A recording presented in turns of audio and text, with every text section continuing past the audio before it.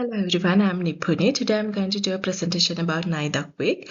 It's a cultural celebration of Aboriginal and Torres Islander people. Actually, Naidoc stands for National Aboriginal and Islander Day Observance Committee. Starts in the first week of July and lasts for about 1 week.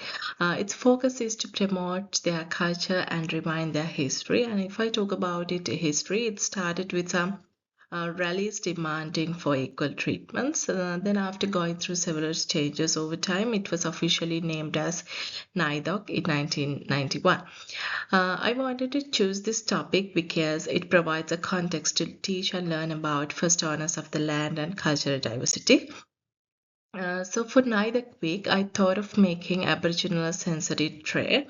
I filled this tray with some resources such as sand, natural leaves, flowers, and Aboriginal signs and mandala art drawn on wooden pieces, and also fire structure made with dried sticks. And these are strongly connected to indigenous culture. Uh, I found these resources from the surrounding, except the wooden pieces and stones, which I bought from a local shop. And the Aboriginal signs and mandala art were drawn on the wooden pieces by myself. And these materials, especially sand, leaves, stones, and flowers, reflect their connection to the land. Also, this could give sensory experience because children can touch, smell flowers, leaves, and stones. And also, they can draw on sand what they see in the tray. And Aboriginal signs reflect how they communicate messages. And also, it promotes sensory exploration and imagination, and it supports language development because when we introduce the meanings of the signs, they get to know new vocabulary such as rain, emu tracks, campfire, etc. Also, they can draw signs on the sand by looking at them. And mandala art reflects creativity and artistic values of Aboriginal people, so this gives exposure to their artworks as well. And this overall learning experience links to few learning outcomes in EYLF. First one is learning outcome 2.1, which means they develop a sense of connectedness to groups and communities. And also, it connects to learning outcome 2.2, children respond to diversity with respect. And also, it connects to learning outcome 5.2, which means children engage with range of text and gain meaning using a range of media. Okay, then I'll be moving on to the next slide. Here you can see the process of making the Aboriginal tray. I have included some photographs with captions. First, I drew Aboriginal signs and mandala art on wooden pieces using colored pens. Then I put some sand in the tray and layered it properly. After that, I arranged wooden pieces and made a fire structure in the middle of the tray. And this is how all the resources appears at three stages: at the beginning, in the middle, and at the end of the whole process. Finally, I put some flowers and dried leaves so that children can explore them.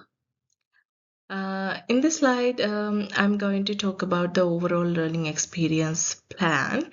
As I explained earlier, all the natural resources represent their connection to land and nature.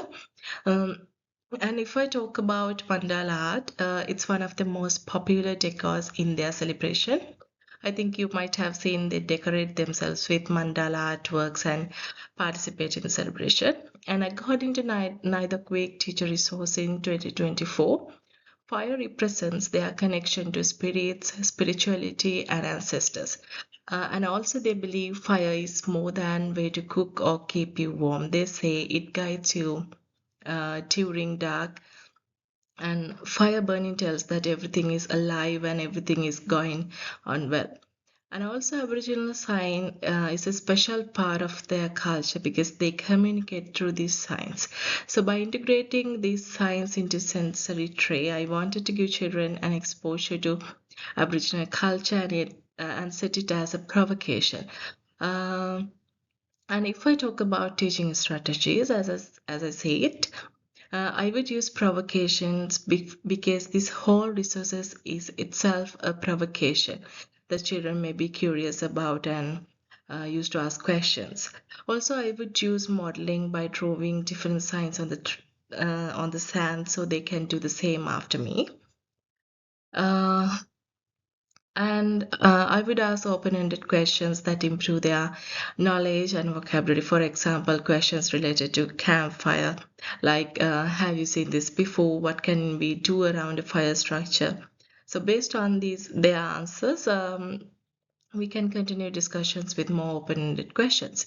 While it is going on, we can provide information because they may be curious about elements in the trace, such as artworks and the science. They may ask questions about that. So, in such situations, I would respond them by giving more knowledge about Aboriginal culture in a age-appropriate manner. For the inclusive practices, I would like to provide them with tools, especially when someone finds it difficult to use fingers to draw in sand.